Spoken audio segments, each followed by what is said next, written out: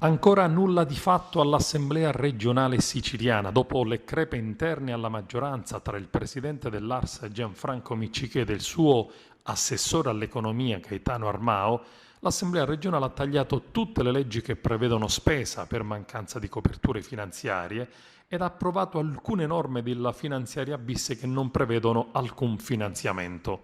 Tra queste la curiosa situazione dell'Istituto Incremento Ippico. 10 anni fa i 30 palafrenieri sono stati tutti promossi ad istruttori e da allora nessuno dava mangiare ai cavalli. Il significato del palafreniere in gergo è colui che ha la custodia e la cura del cavallo, dell'equipaggiamento del cavaliere e la cura della persona stessa del cavaliere. Approvata la nuova norma che ha previsto il trasferimento di alcuni funzionari al consorzio agrario e il ripristino di alcune vecchie mansioni. Adesso ha dichiarato in aula il presidente Nello Musumeci che cosa può fare l'istituto di 30 amministrativi. Con questa norma mandiamo questa gente a fare un lavoro adatto alla mansione, ha dichiarato. Mi sembra un'ingiustizia non metterli a fare un lavoro commisurato e mi sembra un'ingiustizia per i cavalli che hanno bisogno delle opportune cure.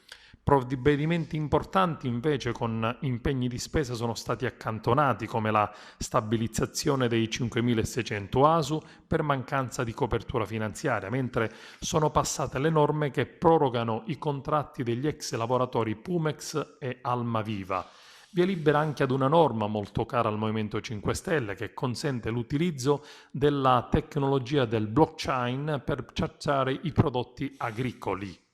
La norma prevede infatti lo sviluppo di una piattaforma informatica per garantire la sicurezza e il controllo dei prodotti alimentari e la loro tracciabilità ed accrescere la fiducia dei consumatori finali.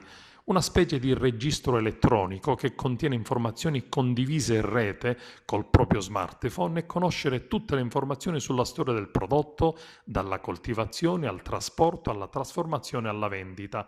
Uno strumento semplice, hanno dichiarato i deputati del Movimento 5 Stelle e in particolare José Marano, che in Sicilia ci permetterà di tutelare le nostre eccellenze.